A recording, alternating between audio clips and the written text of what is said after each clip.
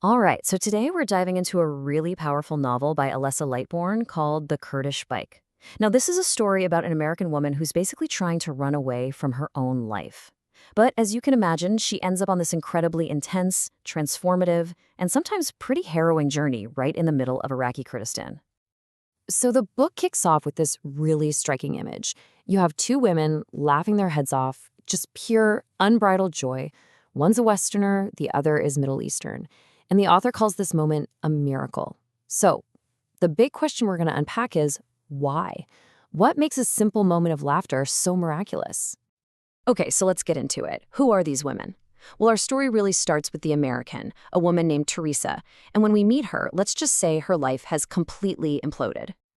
So she's just gone through this brutal divorce that's left her completely wrecked, both emotionally and financially. She's just adrift. And she's got this memory, a time years back when she taught overseas and everything just felt more alive, purer, freer, more vivid, as she puts it. She's desperate to get that feeling back. So what does she do? She takes a teaching job in Iraqi Kurdistan. She's thinking, this is my escape. But, well, the reality she finds is not what she bargained for. Not even close. She ends up in this expat compound they call the Fortress. And boy, does it live up to the name. She was looking for connection, but what she gets is this morgue-like silence, just soul-crushing loneliness. And outside the walls, the landscape itself just feels heavy, scarred by war. Her big escape? It starts to feel a lot more like a prison. So pretty quickly, Theresa figures out that if she's ever going to find what she's looking for, she cannot stay cooped up inside that compound. She needs a way out. She needs to actually connect with the world she's in. And this is where the Blue Angel enters the picture. And no, we're not talking about some celestial being. The Blue Angel is a bike, a simple bike she picks up at a local market. And you have to understand, to the other expats, a woman riding a bike around here, that's just not done. It's weird. It's maybe even dangerous. But for Theresa, this bike becomes the key to absolutely everything. This bike is literally her ticket to freedom. It takes her past those compound gates, off the main roads, and puts her right in the middle of a nearby Kurdish village.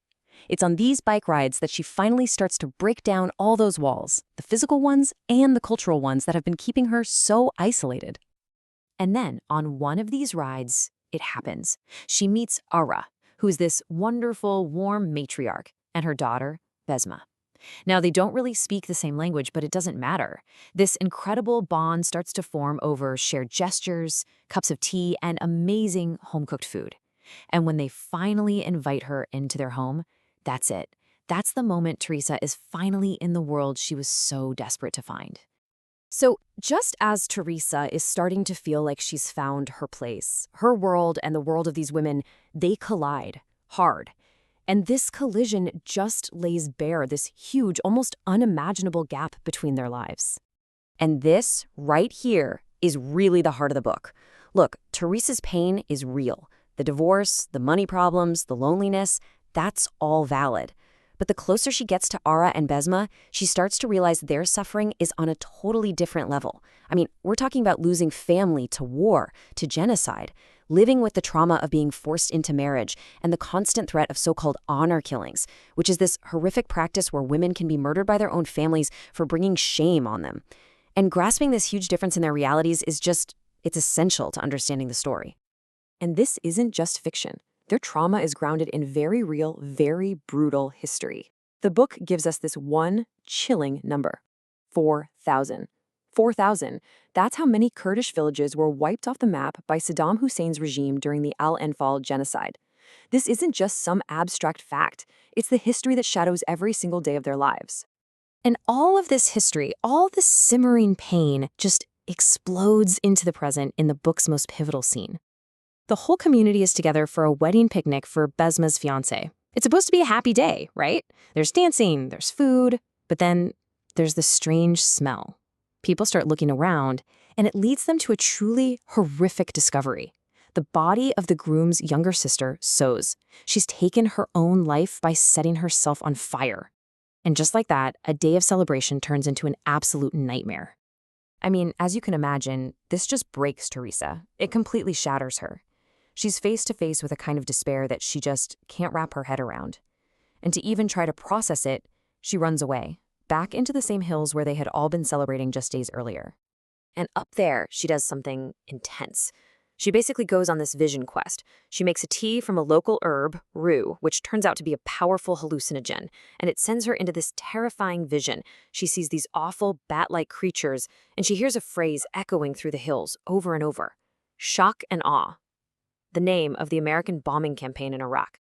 And in that moment, she's forced to reckon with who she is, an American, in a place deeply, deeply scarred by America's actions. She doesn't come down from that hill with any easy answers, but she comes down a completely different person. All right, so as her time there wraps up, Theresa starts to get ready to go home.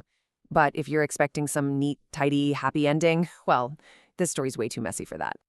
Yeah, she definitely doesn't leave as some kind of hero who saved the day. And her own problems, they haven't just vanished. What she takes with her is something much heavier, much more complicated. It's this new understanding, a really humbling one, about the limits of her own point of view. She realizes how little she can actually do to help, and maybe how little she can even truly understand a kind of pain that is so far from her own experience. This quote from her friend Pat really just nails the toughest lesson Theresa has to learn. Pat basically tells her, "Don't you dare go making a bunch of wild promises. You're not Mother Teresa II." And that's the painful truth, isn't it? That just having good intentions doesn't mean you can fix everything. It can't just erase generations of trauma or these incredibly deep cultural roots. So, in the end, this book doesn't give you any easy answers. Instead, it leaves us all with a really big question. In a world that is so fractured, where our experiences can be so radically different, how do we even begin to connect with each other? And I think that brings us right back to where we started, that picture of two women just laughing. Maybe the book is telling us that you can't just wave a magic wand and make the pain go away, but maybe the miracle is in the trying.